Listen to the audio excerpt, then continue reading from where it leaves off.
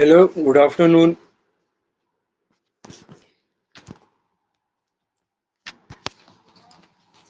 Hello good afternoon. चल आज हम लोग क्लास में डिस्कस करेंगे। हेलो मंजीत जी, गुड आफ्टरनून। सर।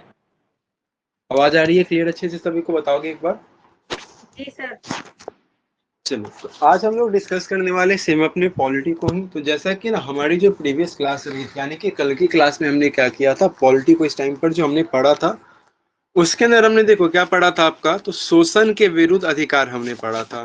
ठीक है ना। तो अब तक देखो, जब मौलिक अधिकार हम लोग यहाँ पर आपके पढ़ना स्टार्ट कर रहे हैं, अब पढ़ रहे हैं हम लोग अपने ना मौलिक अधिकार को। तो हमने देखा है स्टार्टिंग में कि मौलिक अधिकार जो होते हैं आपके, वो 6 तरह के होते हैं। ठीक है, जिसमें 3 तरह के जो हमारे मौलिक अधिकार उसको हमने कंप्लीट किया हुआ है। कौन कौन से हमने पढ़ चुके हैं अब तक? तो एक आपका समानता का जो अधिकार है, दूसरा हमने देखा था स्वतंत्रता का अधिकार, और जो तीसरा हमारा जो कल हमने डिस्कस किया था इन डिटेल में, जो कि था आपका शोषण के विरुद्ध अधिकार। ठीक है। आज हम लोग यहाँ पर बात करने वाले हैं अपने चौथे मौलिक कर्तव्य के बारे में, जो कि हमारा हमारा है धार्मिक स्वतंत्रता का अधिकार। ठीक है ना। चलो, अभी हम लोग यहाँ पर बात करने वाले हैं धार्मिक स्वतंत्रता के अधिकार के बारे में। ठीक है ना, धार्मिक स्वतंत्रता का अधिकार। ठीक है, धार्मिक स्वतंत्रता का अधिकार हमारा ये है। अब देखो, सबसे पहले हम लोग बात करेंगे इसके अनुच्छेद के बारे में, कि जो धार्मिक स्वतंत्रता का हमारा अधिकार दिया गया है, ये इसमें हम लोग कौन कौन से अनुच्छेद को क्या करेंगे, पढ़ेंगे। तो इसके अंदर जो आप आर्टिकल पढ़ोगे, या जो आप अनुच्छेद बोलो हिंदी में, जो हम लोग पढ़ेंगे वो होगा आपका आर्टिकल 25 से लेकर के आपका 28 तक। ठीक है। तो इसके अंदर हम लोगों को 4 महत्वपूर्ण क्या करने हैं, आपके आर्टिकल्स को कवर करना है धार्मिक स्वतंत्रता के अधिकार में। ठीक है। अब देखो, धार्मिक जब स्वतंत्रता की आप बात करोगे ना, तो धर्म से जुड़ी हुई जो स्वतंत्रता है उसके बारे में यहाँ पर आपसे क्या की गई है, बात की गई है, और उसको हम लोग पढ़ेंगे। उससे पहले देखो, हम लोग बात करते हैं थोड़ा सा अगर भारत के बारे में। तो हमने देखा है, जब आप प्रस्तावना को आप पढ़ोगे, या जब हमने प्रस्तावना अपनी पढ़ी थी, तो वहां पर हमने बात किया था कि देखो भारत कैसा देश आपका है। तो भारत आपका एक धर्म निरपेक्ष है ना। भारत एक ऐसा राज्य आपका है। तो भारत के बारे में हमने बात की थी कि भारत एक आपका धर्म निरपेक्ष क्या है, राज्य है। अब धर्म निरपेक्ष का मतलब क्या होता है, कोई बता सकता है आप में से? ठीक है, जब धर्म निरपेक्ष की हम लोग बात करते हैं, तो धर्म निरपेक्ष का मतलब क्या होता है, कोई बता सकते हैं आप में से? सर नहीं पता। हाँ, बोलेंगे मंजीत जी?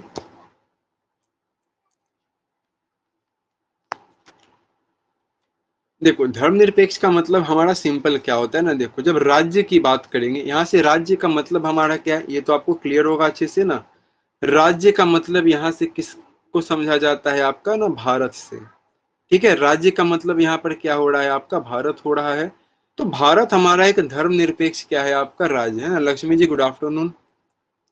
ठीक है, भारत कैसा राज्य हमारा है, तो एक धर्मनिरपेक्ष राज्य है।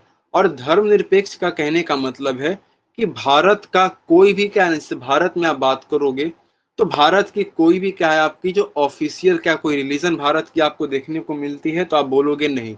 यानी कि धर्मनिरपेक्ष का मतलब आपका यही है कि भारत का कोई भी अपना क्या है, धर्म नहीं है। वो किसी भी धर्म को क्या करता है, मान्यता नहीं देता है। ना ही किसी विशेष धर्म को क्या करता है, प्रमोट करता है। भारत सभी धर्मों को क्या करता है, समान मानता है। उन सभी के लिए समान क्या करता है, आपका कार्य करता है। ठीक है। तो हमारे लिए जानना थोड़ा सा क्या इंपॉर्टेंट है। अब आते हैं हम लोग अपने मेन आर्टिकल्स पे। देखो, सबसे पहला हम लोग यहाँ पर जो आर्टिकल पढ़ने वाले हैं, वो हम लोग पढ़ेंगे आपका आर्टिकल देखेंगे 25, यानी कि आर्टिकल 25 के अंदर में क्या कहा गया आपका। तो देखो, आर्टिकल 25 में बोला गया आपका अंतःकरण द्वारा क्या है आपका। तो आर्टिकल जब 25 की हम लोग बात करेंगे, तो इसके अंदर कहा गया है आपका अंतःकरण। ठीक है ना, अंतःकरण से किसी भी, ठीक है ना, अंतःकरण से किसी भी धर्म को मानने की स्वतंत्रता, है ना। अंतःकरण से किसी भी धर्म को, जावेद जी गुड आफ्टरनून, है ना। अंतःकरण से किसी भी धर्म को मानने की, ठीक है ना, मानने की स्वतंत्रता। अब इसको थोड़ा हम लोग समझेंगे कि अंतःकरण का मतलब यहाँ पर किस चीज से कहा गया है आपका। देखो, जब अंतःकरण की बात करते हो तो आपकी इच्छा अनुसार है, यानी कि आपको ना जिस भी धर्म को मानना है आप उस धर्म को क्या करते हो, मान सकते हो। ये आपको इसकी क्या दी गई है, स्वतंत्रता दी गई है। जैसे एग्जाम्पल हम लोग मान के चलो, यहाँ पर आप जैसे यहाँ पर देखो बात करोगे, जैसे आपको इस्लाम में विश्वास है, आप इस्लाम को मान सकते हो। चलिए, और जैसे हम लोग बात करेंगे ना, जैसे आपको इस्लाम को मानना है, आप इस्लाम धर्म को मान सकते हो। आपकी कल को इच्छा होती है कि नहीं भैया मैं तो क्या करूंगा, जैन धर्म को मानूंगा, आप उसको मान लो, कोई दिक्कत नहीं है। कल को आप बोलोगे नहीं अब हम क्या करेंगे, बौद्ध धर्म को मानेंगे, तो आप इस धर्म को भी मान सकते हो। यानी कि आप अंतःकरण द्वारा, यानी कि आपकी अंदर आत्मा जिस धर्म को मानने के लिए कहती है, आप उस धर्म को क्या करो, मानो। इसकी क्या दी गई है आपको, तो पूरी तरीके से संविधान द्वारा स्वतंत्रता दी गई है। अब इसके अंदर ना कुछ एक दो इंपॉर्टेंट क्या आते हैं आपके ना, पॉइंट्स आते हैं आर्टिकल 25 के अंदर में। उन पॉइंट्स को हम लोग क्या करेंगे ना, एक दो करके समझ लेते हैं। जैसे देखो, पहला यहाँ पर आप पॉइंट के बारे में बात करोगे तो यहाँ बोला गया आपका किसी भी, ठीक है, यहाँ पर एक पॉइंट में आप लिखोगे, सर क्लास कौन सी है। देखिए, क्लास आप पॉलिटी की पढ़ रहे हो, ठीक है ना, इंडियन पॉलिटी की जो आपकी क्लास है ना, भारतीय राज्य व्यवस्था, उसको हम लोग पढ़ रहे हैं। और भारतीय राज्य व्यवस्था के अंदर में मौलिक अधिकार को हम लोग पढ़ रहे हैं। और मौलिक अधिकार के अंदर भी जो 6 तरह के आपके मौलिक अधिकार होते हैं, उसमें जो चौथा आपका मौलिक अधिकार है ना, धार्मिक स्वतंत्रता का अधिकार, उसे हम लोग यहाँ पर क्या कर रहे हैं, पढ़ रहे हैं। और उसमें भी अगर आप बात करोगे तो हम लोग आर्टिकल उसके 25 को पढ़ रहे हैं, ठीक है। तो आर्टिकल 25 में ना देखो, दो तीन पॉइंट्स आपके बताए गए हैं। जैसे कि यहाँ पर हम लोग बात करते हैं, देखो पहला बोला गया आपका, किसी भी धर्म को, ठीक है ना, किसी भी धर्म को अबाध रूप से, ठीक है ना, किसी भी धर्म को अबाध रूप से मानना, ठीक है ना, किसी भी धर्म को अबाध रूप से मानना, ये पहला पॉइंट है। अब थोड़ा इसको समझेंगे क्योंकि ये थोड़ा इंटरेस्टिंग आएगा आपका इसमें। जैसे देखो, कोई भी धर्म है, आपको उस धर्म को जिस तरीके से मानना है आप उसको उस तरीके से मानो। जैसे कुछ यहाँ पर उदाहरण के साथ हम लोग क्या करेंगे, समझेंगे। जैसे हिंदुओं में क्या होती है, हम लोग क्या करते हैं ना, पूजा पाठ करते हैं, है ना। हिंदुओं में क्या होती है, हम लोग पूजा पाठ करते हैं। अब बहुत लोग ना काफी पूजा पाठ करते हैं, अब कुछ लोग पूजा पाठ नहीं भी करते, फिर भी वो उस धर्म को क्या करते हैं, मानते हैं।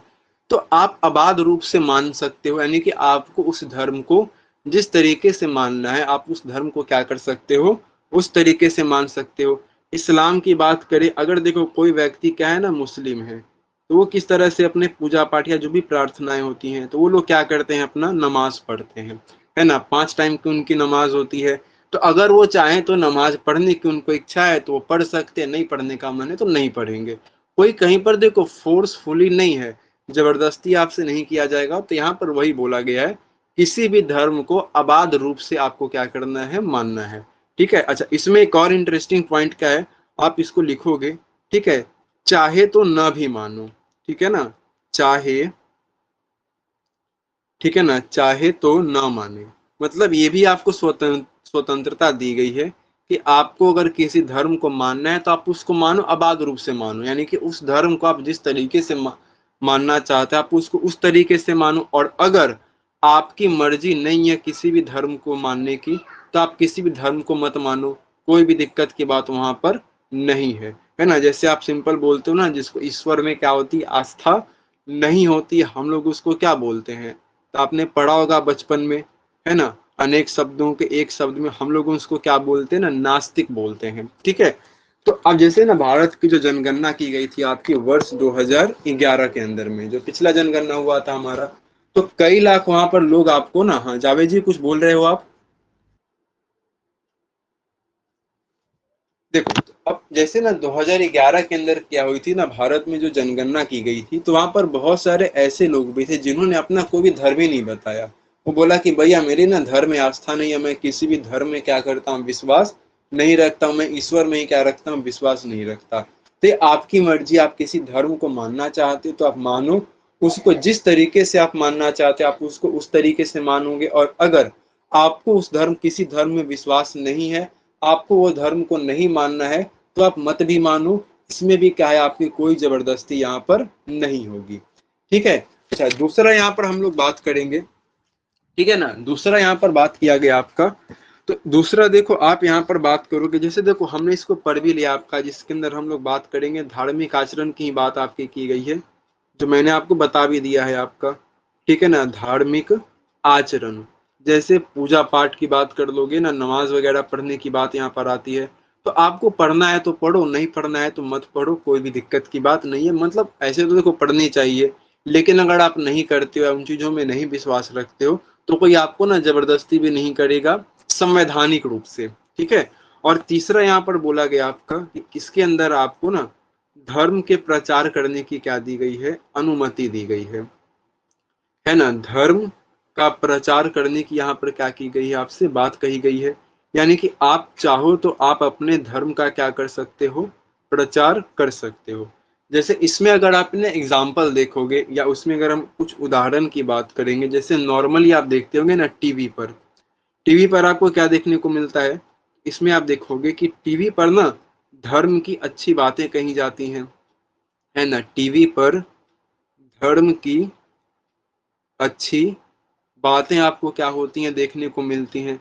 अब इसके संदर्भ में क्या होता है, जैसे देखोगे ना टीवी पर जब कोई चीज को ना डिबेट होता है, तो अलग अलग धर्म के अलग अलग ना गुरु आपको देखने को मिलते हैं, वो अपनी धर्म के बारे में ना अच्छी अच्छी क्या करते हैं, बातें कहते हैं। तो वो एक तरह से कहीं ना कहीं क्या है, आपका वो धर्म का क्या कर रहे हैं, प्रचार कर रहे हैं।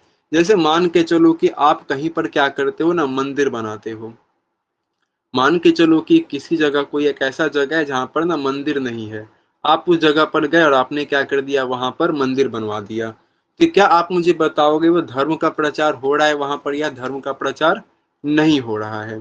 ठीक है, इसका मुझे आप लोग पहले क्या करोगे, आंसर बताओगे। रहा है सर। हाँ बिल्कुल, तो यहाँ पर धर्म का प्रचार होने का अपने मंदिर बना दे, हाँ बोलेंगे जावेद जी? आप माइक ऑन करते हो, बोलते नहीं हो। देखो तो आगे देखो, यहाँ पर हम ना बात करेंगे, तो जैसे देखो वहां पर कहीं मंदिर नहीं है, तो आपने ना मंदिर बनाया, तो वहां पर कहीं ना कहीं, अब मंदिर में कौन नॉर्मली कौन जाएंगे, जो हिंदू होते हैं, वैसे जाने को तो सभी लोग जा सकते हैं। तो वहां पर कहीं ना कहीं क्या किया जा रहा है, वो उस पर्टिकुलर धर्म का आपका प्रचार किया जा रहा है। कहीं पर आप क्या करते हो ना, जैसे आप देखोगे, जैसे धार्मिक जुलूस आपका निकलता है, या फिर जैसे कथाएं वगैरह कही जाती हैं आपकी, या जागरण वगैरह किए जाते हैं, तो उन सभी के माध्यम से कहीं ना कहीं क्या होता है आपका, तो धर्म का प्रचार किया जाता है। तो धर्म के प्रचार करने की बातें कही गई है। हालांकि आगे हम लोग पढ़ेंगे कि इसके अंदर कुछ प्रतिबंधों की बात भी की जाती है, तो प्रतिबंध किन आधार पर किए जाते हैं उसको हम लोग आगे आने वाले अपने आर्टिकल्स में क्या करेंगे, कवर करेंगे। तो 25 के अंदर ये तीन महत्वपूर्ण बातें आपकी आएंगी। ठीक है ना, पहला क्या आएगा आपका, तो अंतःकरण से आप किसी भी धर्म को, आपको ना मानने की स्वतंत्रता है। इसमें जो तीन बातें प्रमुख हैं, जिसमें पहला बोला गया आपका, किसी भी धर्म को आप क्या करते हो, अबाध रूप से मान सकते हो। अगर आपको इच्छा है मानने की तो आप मानो, और अगर आपको किसी धर्म को नहीं मानना है तो आप नहीं भी मानो, कोई दिक्कत की बात वहां पर नहीं है। और अंतिम हमने बात की कि धार्मिक आचरण, यानी कि अगर आपको पूजा पाठ करना है तो करो, नहीं करना है तो भी मत करो, कोई दिक्कत नहीं आएगी। और धर्म का प्रचार आपको यहाँ पर करने की स्वतंत्रता दी गई है। और धर्म के प्रचार में ना आपको धर्म के बारे में अपनी अच्छी बातें करनी है, ना कि निगेटिव बातें बतानी है यहाँ। चलिए अब इसमें ना कुछ आर्टिकल 25 के हमें क्या देखने को मिलते हैं, तो आर्टिकल 25 के कुछ ना सब क्लॉजेज आपको देखने को मिलते हैं। तो उनके अंदर क्या बातें कही गई हैं, उन्हें भी हम लोग क्या करते हैं, एक एक करके समझते हैं। जैसे सबसे पहला आप यहाँ पर बात करोगे, तो आपका ना जो आर्टिकल 25 है, ठीक है, आर्टिकल 25 का एक, ठीक है, आर्टिकल 25 का एक का जो हमारा क्या है सब क्लॉज है, इसमें हम लोग देखेंगे क्या बोला गया है। तो इसके अंदर बोला गया आपका धार्मिक अधिकारों पर निर्बंधन। ठीक है, क्या बोला गया आपका, तो धार्मिक अधिकारों पर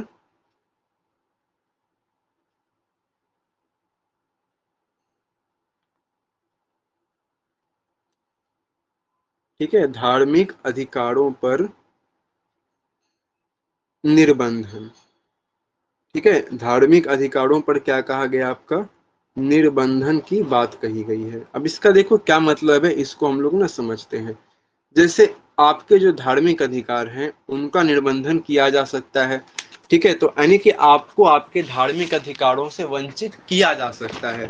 ठीक है, तो उनके कुछ आधार होंगे, उन्हीं आधारों पर क्या होगा, आपके धार्मिक अधिकारों का निर्बंधन किया जाएगा। तो जब उन आधारों के बारे में हम लोग बात करें, तो ऐसे देखो कौन कौन से आधार आपके बनेंगे, उन्हीं आधारों को हम लोग यहाँ पर अच्छे से समझते हुए चलेंगे।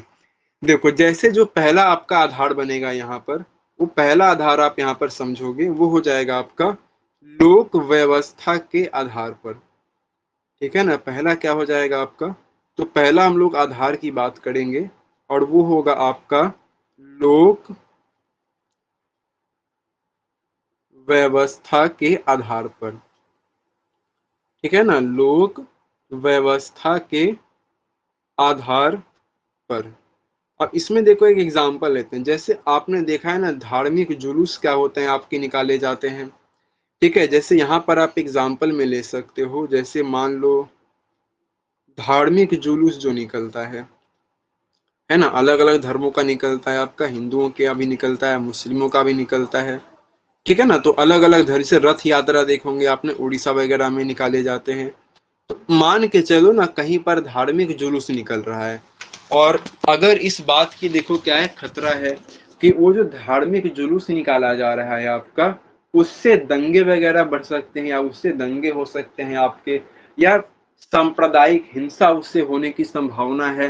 तो अगर ऐसा कुछ होगा आपका, तो ये कहीं ना कहीं क्या होगा, तो हमारे लोक व्यवस्था के लिए क्या होगा, ये बहुत ही बड़ा एक खतरा होगा। है ना, ये चीजें क्या होंगी, हमारे लोक व्यवस्था के लिए काफी खतरी होंगी।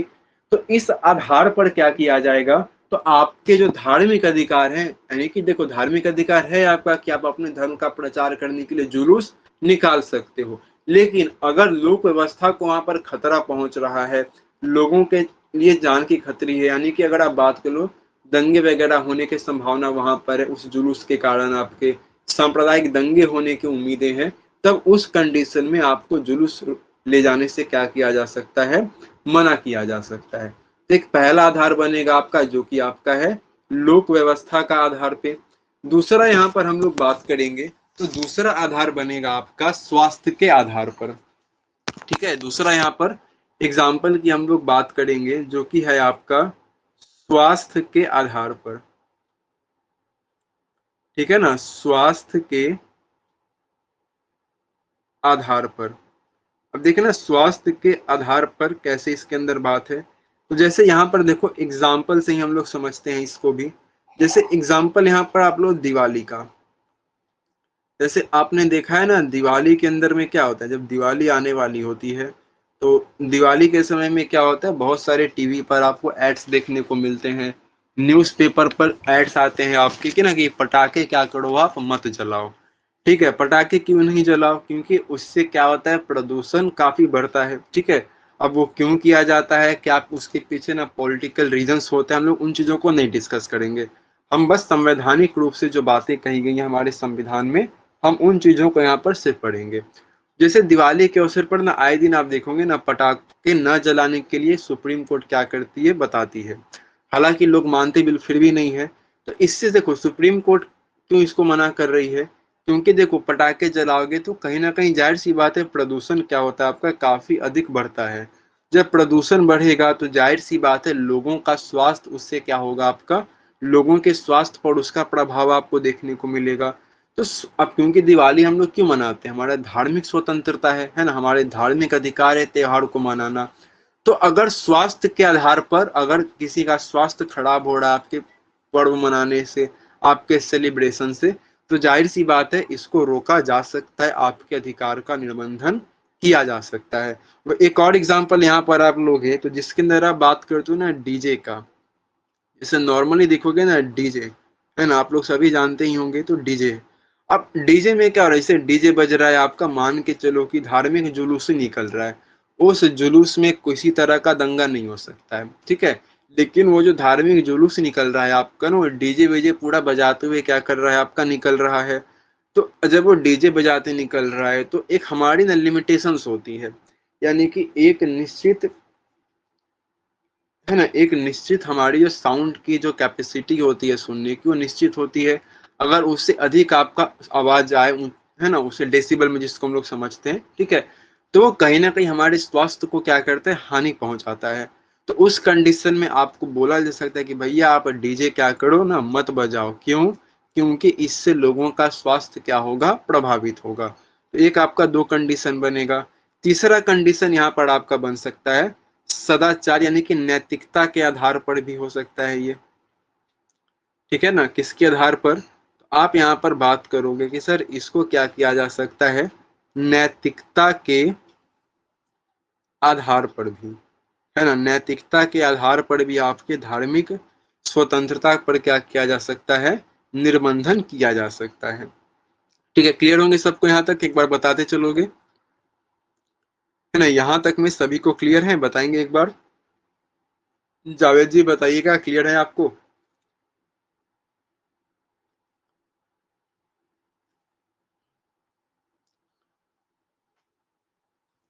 चलिए आगे हम लोग बढ़ते हैं। देखो अब हम लोग बात करेंगे आर्टिकल 25 का सब क्लॉज सेकंड क्या कहता है।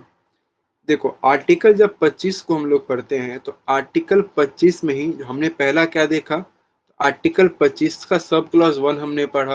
अब आर्टिकल 25 का सब क्लॉज हम लोग 2 देखेंगे। इसके अंदर क्या बोला गया आपका, तो इसके अंदर बोला गया आपका कि राज्य को, है ना, राज्य को, ठीक है, धार्मिक,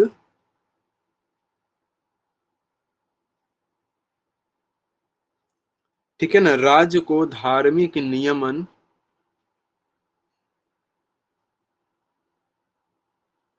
ठीक है, राज्य को धार्मिक नियमन से संबंधित,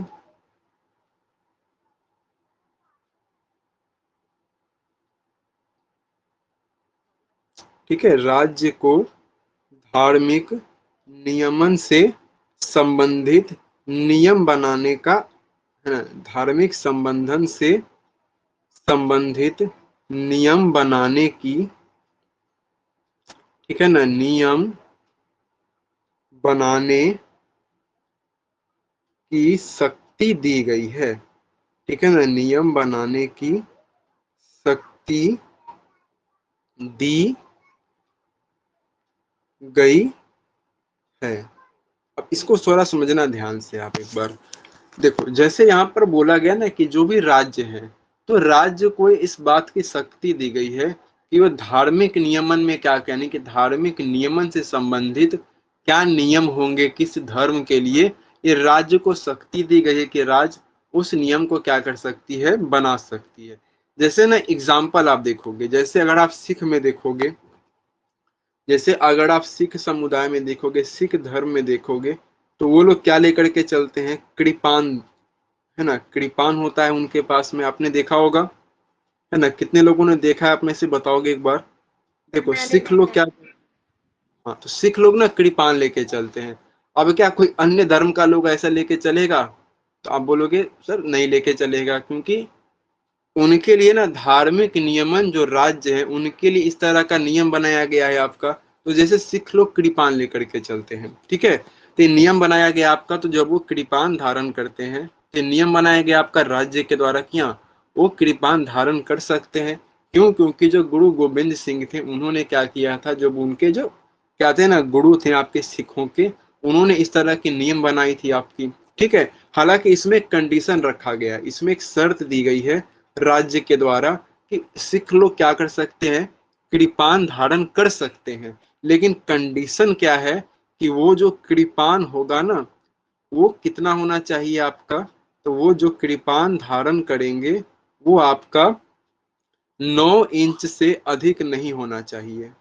ठीक है ना, 9 इंच से अधिक, ठीक है ना, 9 इंच से अधिक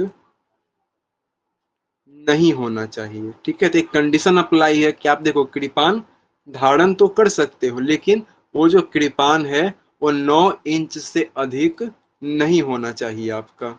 ठीक है, इस बात के बारे में कहा गया है आपका।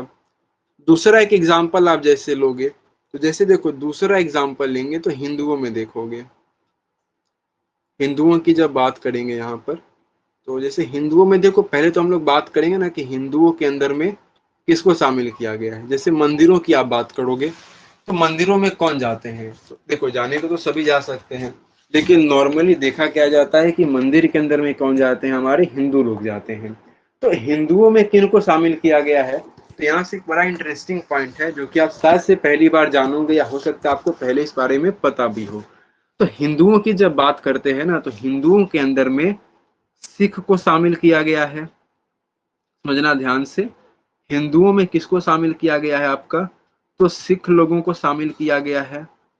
सिख के अलावा जैन की आप बात करोगे, जो जैन धर्म के हैं उन्हें शामिल किया गया है। और इसके अलावा हम बौद्ध धर्म के लोगों की बात करते हैं, तो बौद्ध भी क्या है आपके शामिल हैं। ठीक है ना, बौद्ध भी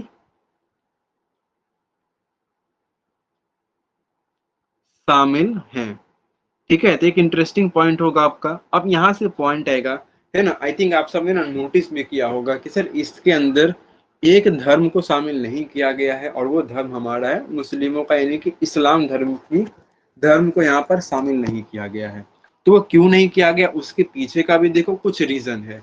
जैसे अगर आप देखते हो ना, सिख धर्म के बारे में आप बात करोगे, जैन धर्म की आप बात करोगे, या फिर आप बौद्ध धर्म की बात कर रहे हो, हिंदुओं का तो आपको पता है, हिंदू धर्म का तो देखो ये जितने भी धर्म हम लोग यहाँ पर लिखे हैं, इन सभी का जो उद्भव है, क्या बात करेंगे, तो इन सभी का जो उद्भव है, यानी कि इन सभी की शुरुआत है भारत के अंदर ही आपको देखने को मिलती है। चाहे आप सिख धर्म की बात कर लो, चाहे आप जैन धर्म की बात कर लो, या फिर बौद्ध धर्म की बात कर लो, तो इन सभी का जो उद्भव है या इन सभी की जो शुरुआत है, ये आपको भारत के अंदर ही देखने को मिलती है। लेकिन जब इस्लाम की आप बात करोगे तो इसकी शुरुआत भारत में आपको नहीं हुई है, जिस कारण से ही क्या किया गया आपका, तो हिंदुओं में आपको मुस्लिमों को या इस्लाम धर्म के लोगों को शामिल नहीं किया गया है। तो कंडीशन ऐसा देखो बन सकता है। तो अगर कोई यहाँ पर एक कंडीशन आए कि अगर हमको क्या करना है, मंदिरों में क्या करना है, मुस्लिमों को भी जाने की इजाजत है, तो आपको क्या करना पड़ेगा, सेम ये कहानी आपको रिवर्स करना पड़ेगा कि मस्जिदों के अंदर भी सभी हिंदुओं का क्या होना चाहिए, प्रवेश होना चाहिए। तो अब ये भी करना पड़ेगा, तो हो सकता है कि इससे सांप्रदायिक दंगे वगैरह होने के चांसेस आपके काफी ज्यादा बढ़ सकते हैं, जिस कारण से यहाँ पर क्या किया गया है आपका, इन चीजों को शामिल किया गया। ठीक है, यानी कि इसी कारण से आप बोलोगे कि सर हिंदुओं के अंदर में मुस्लिमों को शामिल नहीं किया गया है। ठीक है, तो ये हमारा आर्टिकल हमने क्या किया, अपना 25 अच्छे से पढ़ा है। तो आप लोग ना एक बार मुझे बताओगे आर्टिकल 25 के अंदर में आप लोगों में से किसी के कुछ डाउट्स या अगर क्वेश्चन होंगे तो एक बार ना मुझे बताएंगे जल्दी से पहले, फिर आगे हम लोग अपने आर्टिकल्स की तरफ बढ़ेंगे। ठीक है, पहले यहाँ तक में सभी को अच्छे से क्लियर है, आप लोग एक बार मुझे बताओगे। चलिए, जावेद जी क्या दिक्कत है आपको, कुछ दिक्कत वगैरह है?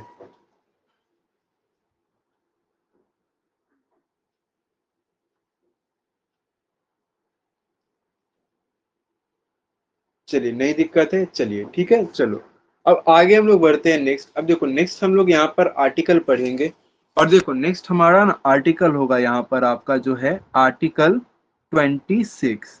ठीक है, देखो आर्टिकल 26 काफी छोटा सा आर्टिकल है, कोई सब क्लॉजेस हमें इसके अंदर में नहीं पढ़ने हैं, तो छोटा सा आर्टिकल है, तुरंत ही क्या हो जाएगा आपका, ये खत्म हो जाएगा।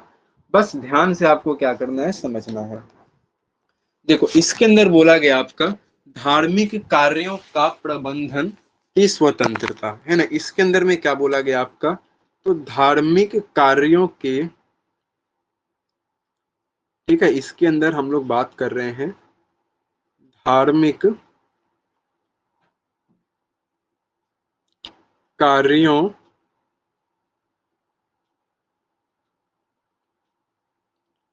ठीक है ना, धार्मिक कार्यों के प्रबंधन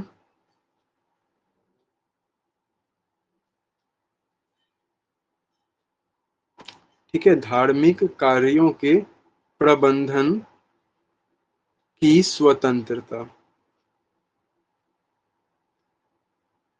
ठीक है, तो अब इसमें देखना क्या क्या इंपॉर्टेंट है। जैसे अगर आप कोई ना धार्मिक कार्य करना चाहते हो, ठीक है, अगर आप क्या करना चाहते हो, एक सिंपल पॉइंट समझना। जैसे कि आप ना कोई भी एक धार्मिक कार्य करना चाहते हो, तो उस धार्मिक कार्य को करने के लिए जो प्रबंधन आप करोगे उसकी आपको क्या दी गई है, स्वतंत्रता दी गई है।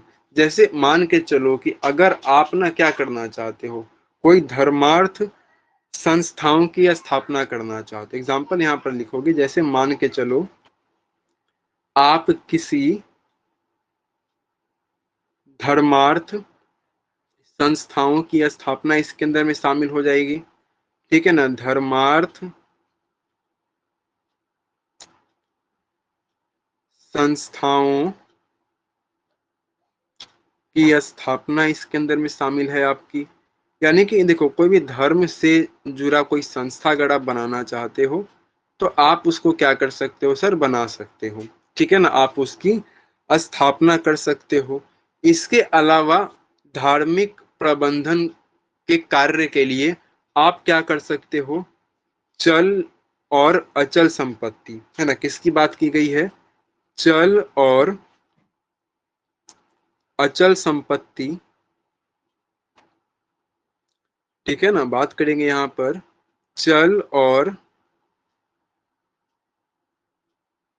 अचल संपत्ति का आप अर्जन कर सकते हो, ठीक है ना, चल और अचल संपत्ति का आप अर्जन कर सकते हो, है ना, इसका स्वामित्व कर सकते हो आप, ठीक है ना, स्वामित्व। और क्या कर सकते हैं हम, इसका प्रशासन भी कर सकते हैं, ठीक है ना, स्वामित्व और आप इसका क्या कर सकते हो, तो प्रशासन भी कर सकते हो। अब ये क्या है इसको हम लोग समझेंगे। उससे पहले ना आप एक यहाँ पर नोट करके एक पॉइंट लिखोगे, ठीक है, नोट करके आपको ये लिखना है कि आप धार्मिक कार्यों की आप जब कार्य करोगे उसके प्रबंधन की जो आपको स्वतंत्रता दी गई है, तो उसके प्रबंधन से जुड़े आप जो कार्य करोगे उसकी तो आपको ना स्वतंत्रता दी गई है। लेकिन आपको एक चीज का ख्याल इसमें क्या रखना है, तो आपको यहाँ पर राज्य के नियमों का पालन करना पड़ेगा, ठीक है, जो राज्य के नियम होंगे तो आपको राज्य के नियमों का, ठीक है ना, राज्य के नियमों का पालन, है ना, राज्य के नियमों का पालन होना चाहिए, ठीक है ना, यानी कि आप राज्य के नियम को क्या करोगे, पालन करते हुए, जो कि स्टेट्स के आपके लॉ हैं उसको फॉलो करते हुए आप क्या करोगे, प्रबंधन अपने करोगे धार्मिक कार्यों के लिए, ठीक है। अब इसको थोड़ा सा हम लोग ना समझेंगे अच्छे तरीके से। देखो, जैसे हमने बात की धार्मिक कार्यों के लिए प्रबंधन की आपको स्वतंत्रता दी गई है, जिसके अंदर हमने देखा था कि आप किसी भी ना धार्मिक धर्मार्थ संस्थाओं की आप स्थापना कर सकते हो। ये तो आपको समझ में आएगा। जैसे आप किसी मंदिर को बना दिया, कोई ट्रस्ट आपने बना दिया किसी धर्म के लिए, वो आप कर सकते हो। इसके अलावा आप चल और अचल संपत्ति का अर्जन कर सकते हो। अर्जन का मतलब आप उस संपत्ति को अर्जन कर सकते हो, है ना, उसका आप ओनरशिप ले सकते हो, आप उसके मालिक बन सकते हो, या और आप उसको प्रशासन कर सकते हो, इसको मैनेजमेंट कर सकते हो, एडमिनिस्ट्रेशन कर सकते हो। क्लियर होंगे। लेकिन यहाँ पर एक पॉइंट आएगा कि सर ये चल और अचल संपत्ति का ना मतलब क्या है। देखो, अचल संपत्ति का मतलब वो होगा जो संपत्ति चल नहीं सकती है, मीन्स वो स्थिर आपका होगा। जैसे आप बात कर लो, कहीं पर कोई आपको ना हेडक्वार्टर बनाना है किसी ट्रस्ट का, आपको धर्म से जो जुड़ा हुआ है आपका, ठीक है, तो ये तो हो गया आपका। अब चल संपत्ति की बात करोगे तो जैसे जो आप ट्रस्ट बनाओगे तो उसमें अंदर आपने कुछ गाड़ियों का आपने व्यवस्था किया, तो गाड़ी कैसी है, वो मूवेबल एसेट्स आपका है, यानी कि वो एक जगह से दूसरी जगह पर जाती आपकी है, तो वो हो गई आपकी चल संपत्ति।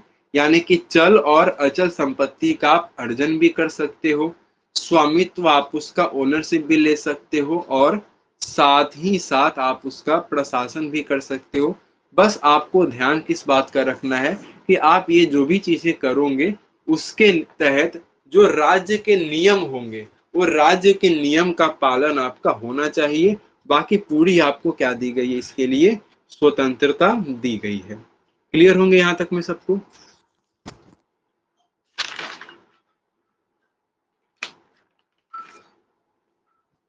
चलिए आगे हम लोग आते हैं नेक्स्ट। चलिए आगे हम लोग बढ़ते हैं ना। देखो यहाँ पर हम लोग अब बात करते हैं अपने आर्टिकल 27 के बारे में। ठीक है, तो देखेंगे ना आर्टिकल 27 के अंदर में कहा क्या कहा गया था। ये भी देखो काफी छोटा सा आपका आर्टिकल है, कोई बहुत बड़ा आपका ये आर्टिकल नहीं होगा। ठीक है, तो जब आर्टिकल 27 के बारे में हम लोग बात कर रहे हैं तो आर्टिकल देखेंगे ना 27 में बोला जा रहा है आपका कि किसी भी व्यक्ति को किसी धर्म के प्रचार के लिए कर देने में बाध्य नहीं किया जाएगा। अब ये क्या है, थोड़ा सा इसको आराम से हम लोग क्या करेंगे, समझेंगे। देखो इसके अंदर बोला गया है आपका कि किसी भी व्यक्ति को, है ना, पॉइंट क्या है आपका इसका, इसके अंदर बोला गया है आपका किसी भी, है ना, किसी भी व्यक्ति को,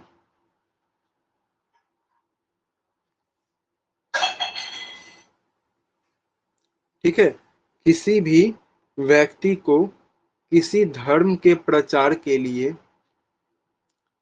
किसी धर्म के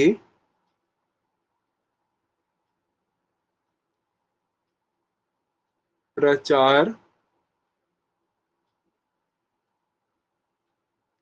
के लिए, ठीक है ना, किसी भी व्यक्ति को किसी धर्म के प्रचार के लिए कर देने में, है ना, कर देने में बाध्य, ठीक है, कर देने में बाध्य नहीं किया जाएगा।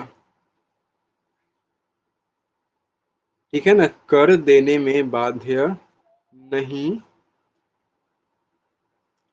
किया जाएगा। अब इसका मतलब क्या होगा तो आपको एग्जाम्पल से मैं आपको समझाऊंगा ताकि चीजें समझ में आसानी से आए। ठीक है, जैसे कि यहाँ पर बात को देखो, पहले समझो बोला क्या गया। जैसे मान के चलो धर्म के प्रचार के लिए कोई व्यक्ति को ना कर देने के लिए बाध्य नहीं किया जाएगा। अब मतलब कैसे समझेंगे, तो मतलब आप समझो यहाँ पर ऐसे, जैसे कि ना मान के चलो कोई मंदिर बन रहा है, ठीक है ना, मंदिर बन रहा है, ठीक है, कोई मस्जिद बन रहा है, ठीक है ना, कोई मंदिर बनाया जा रहा है आपका, किसी मस्जिद को बनाया जा रहा है। तो इन सब से क्या होगा, इस बात को तो सब लोगों को पता है कि जब सर मंदिर बनाएंगे मस्जिद बनाएंगे तो धर्म का क्या होगा, प्रचार होगा, है ना। ये बातें सभी को तो क्लियर होंगी। चलो अब मान के चलो मंदिर बनेगा मस्जिद बनेगा, तो मान के चलो कि आप इसमें अपना ना योगदान देना चाहते हो, ठीक है ना।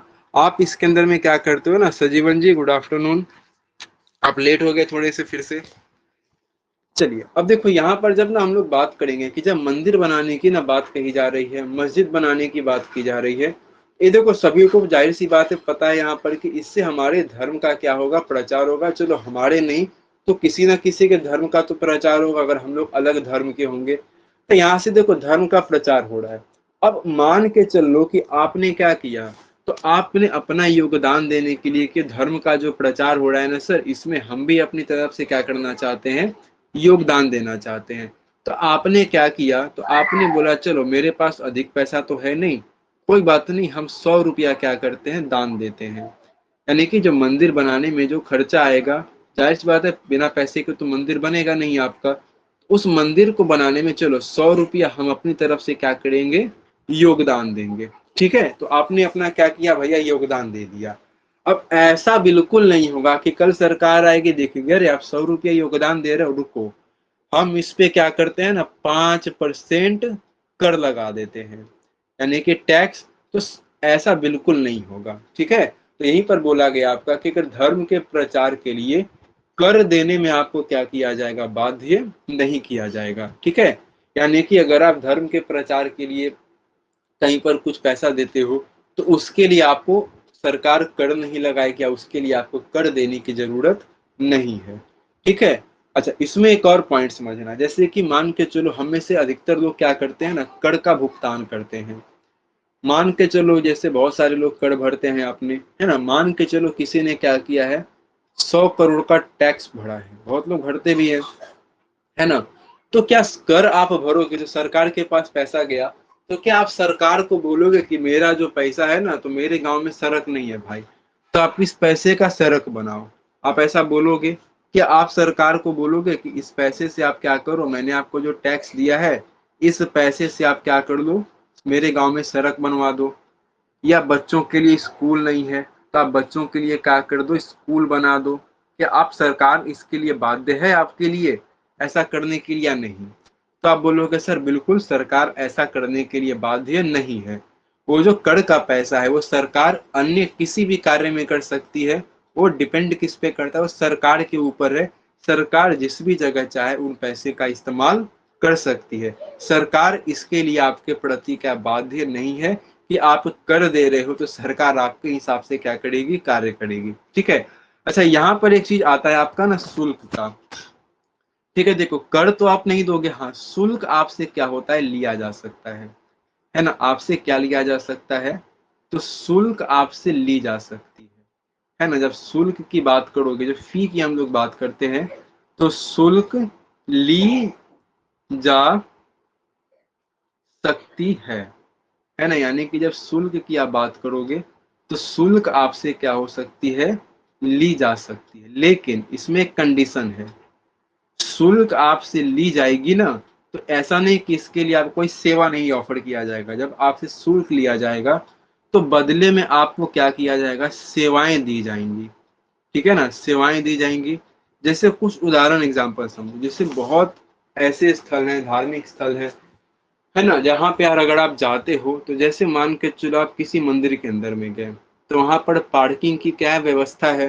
तो बहुत जगह पर आपको देखने को क्या मिलता है कि जहां पर ना पार्किंग की व्यवस्था होती है, तो बहुत जगह तो क्या होता है ना, पार्किंग आपका निःशुल्क होता है। लेकिन बहुत जगह जहां पर आप पार्किंग करते हो, मंदिरों वगैरह की हम लोग बात कर रहे हैं, यहाँ पर नॉर्मल जगह की बात नहीं कर रहे हैं।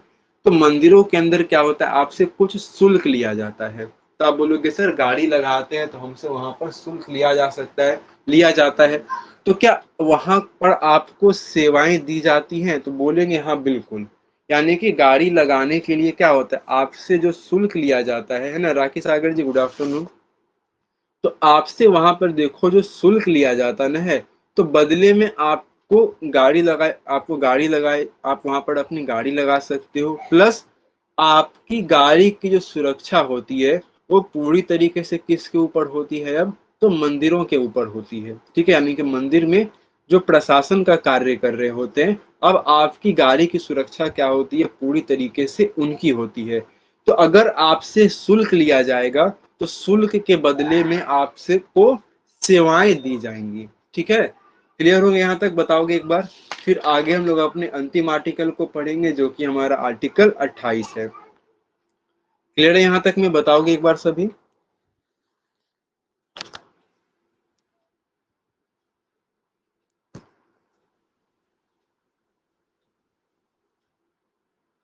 चलिए आगे हम लोग बढ़ते हैं अपने आज के अंतिम आर्टिकल पे।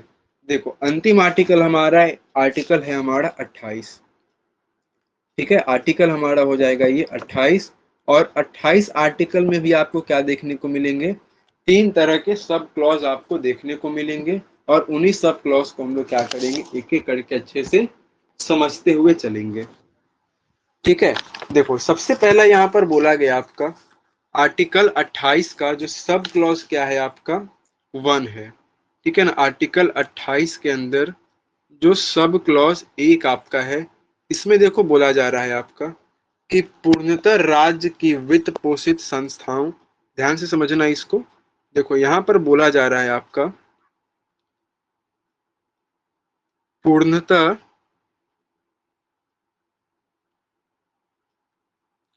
राज्य, ठीक है, पूर्णतः राज्य वित्त पोषित, ठीक है ना, पूर्णतः राज्य वित्त पोषित संस्थानों में, ठीक है ना, संस्थानों,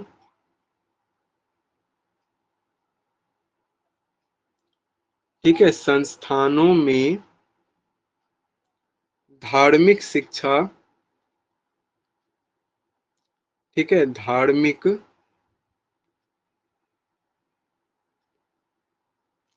शिक्षा नहीं दी जाएगी, ठीक है ना, धार्मिक शिक्षा नहीं दी जाएगी। अब इसको मतलब समझ लेते हैं थोड़ा सा। देखो पहला क्या बोला गया आपका, देखो जो पूर्णतः राज्य पोषित संस्थान है, मान के चलो कोई एक ऐसा आपका संस्थान है जिसको बनाने में पूरी तरीके से पैसा किसका लगा है आपका, तो राज्य का पैसा लगा हुआ है। तो उन संस्थानों में क्या होगा आपका, धार्मिक शिक्षा नहीं दी जाएगी।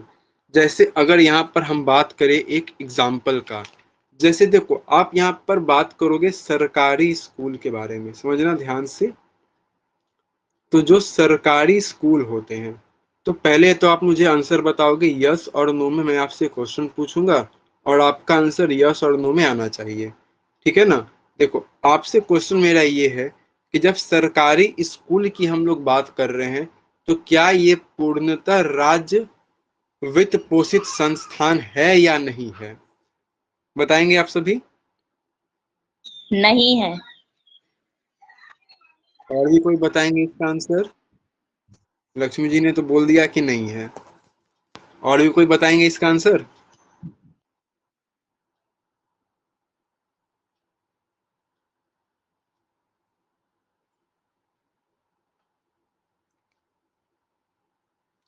देखो जावेद जी ने बोला है नहीं है। देखो ऐसा कैसे नहीं है, सरकारी स्कूल कौन बनाता है, सरकारी स्कूल जो होते हैं ना वो सरकार द्वारा ही बनाए जाएंगे आपके ना, थोड़ा समझना ध्यान से।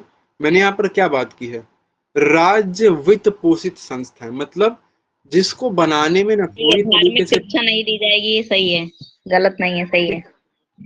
जैसे यहाँ पर मैंने, देखो समझना क्या बात है आराम से एक बार। मैंने बोला कि पूर्णतः राज्य वित्त पोषित, वित्त का मतलब क्या होता है, पैसा से जुड़ा होता है चीज है आपका। तो जब सरकारी स्कूल की हम लोग बात करेंगे तो उसको बनाने में जो पूरी तरीके से पैसा लगा है वो किसका पैसा लगता है, वो सरकार का पैसा लगता है। तो क्या उस सरकारी स्कूल आपका क्या हो गया, पूर्णतः राज्य वित्त पोषित संस्थान हो गया आपका। तो वैसे जगहों पर क्या होगा आपका, तो वैसे जगहों पर आपकी सरकारी शिक्षा नहीं, सरकारी शिक्षा बोल रहा हूँ, वैसे जगहों पर आपकी धार्मिक शिक्षा नहीं दी जाएगी।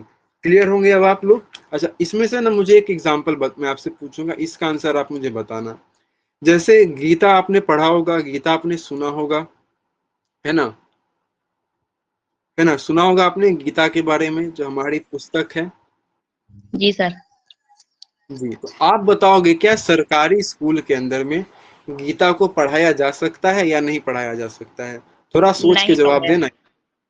जी नहीं पढ़ाया जा सकता है। बिल्कुल गलत आपने बोला कि गीता को पढ़ाया जा सकता है। क्यों पढ़ाया जा सकता है, तो थोड़ा इस चीज को समझना। देखो हाँ, रामायण आप नहीं पढ़ा सकते हो, महाभारत आप नहीं पढ़ा सकते हो, गीता को पढ़ाया जा सकता है। इसके पीछे का देखो कारण क्या दिया गया। तो एक केस आया था, केस को हम लोग आगे क्या करेंगे बाद में कभी डिस्कस करेंगे, पहले समझना है इसको ध्यान से। एक केस आया आपका ना, तो मीन्स एक आदमी ने सुप्रीम कोर्ट में केस कर दिया इन्हीं चीज को लेकर के। तो सुप्रीम कोर्ट का वहां पर एक कथन है कि गीता क्या है, गीता एक धार्मिक ग्रंथ नहीं है, ठीक है ना। सुप्रीम कोर्ट ने वहां पर बोला कि अगर आप ना गीता को बहुत ही ध्यान से पढ़ोगे तो गीता क्या है आपका, वो एक धार्मिक पुस्तक नहीं है, ठीक है ना।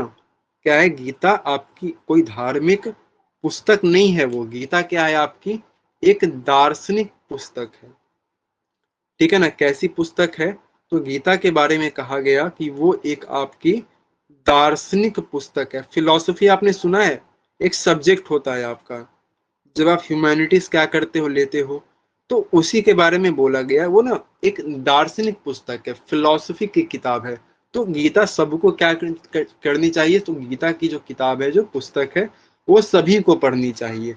तो अब हम लोग क्या देखेंगे, तो अब बताओगे क्या गीता को सरकारी स्कूल में पढ़ाया जा सकता है, नहीं पढ़ाया जा सकता? अब बताना इसका आंसर क्या होगा। पढ़ाया जा सकता है। चलिए, क्लियर है ना यहाँ तक में? चलिए, जावेद जी ने बोला भी है यस। चलिए अब देखो आगे यहाँ पर हम लोग आते हैं। अब नेक्स्ट हम लोग यहाँ पर ना बात करेंगे आर्टिकल 28 के सब क्लॉज सेकेंड को। इसके अंदर समझना क्या है, तो छोटे छोटे आपके ना सब क्लॉजेज हैं, तुरंत ही खत्म होने वाले, ध्यान से समझना। देखो इसके अंदर बोला गया है आपका कि ऐसी शिक्षण संस्थाएं, क्या बोला गया आपका, ऐसी शिक्षण संस्थाएं,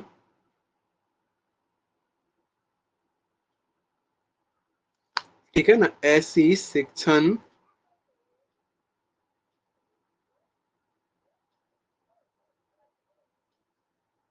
संस्थाएं जहां,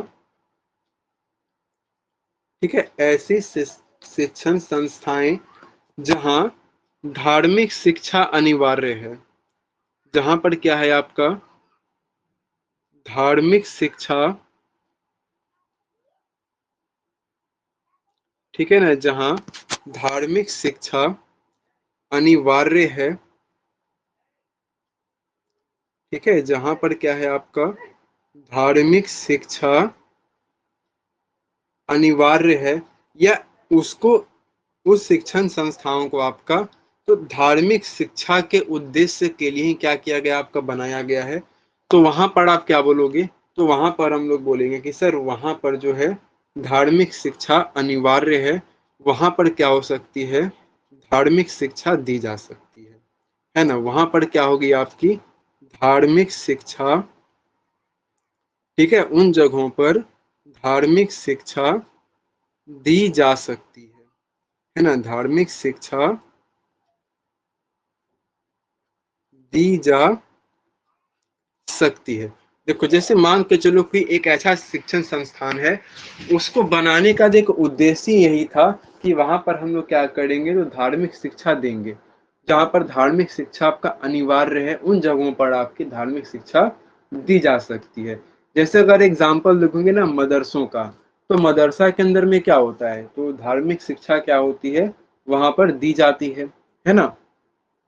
चलिए आगे हम लोग नेक्स्ट बात करेंगे, और लास्ट हमारा है, जो कि हमारा है आर्टिकल 28 का सब क्लॉज 3, ठीक है ना, ये भी छोटा सा है आपका, ठीक है। आर्टिकल 28 का हमारा है सब क्लॉज 3। इसके अंदर देखो बोला जा रहा है आपका कि राज्य द्वारा मान्यता प्राप्त अथवा सहायता प्राप्त शिक्षण संस्थाओं में भी धार्मिक शिक्षा दी जा सकती है, ठीक है ना। थोड़ा सा इसको नोट कर लेना आप, फिर क्लास को हम लोग अपने एंड करेंगे। देखो यहां पर बोला गया आपका राज्य द्वारा, ठीक है, राज्य द्वारा मान्यता प्राप्त,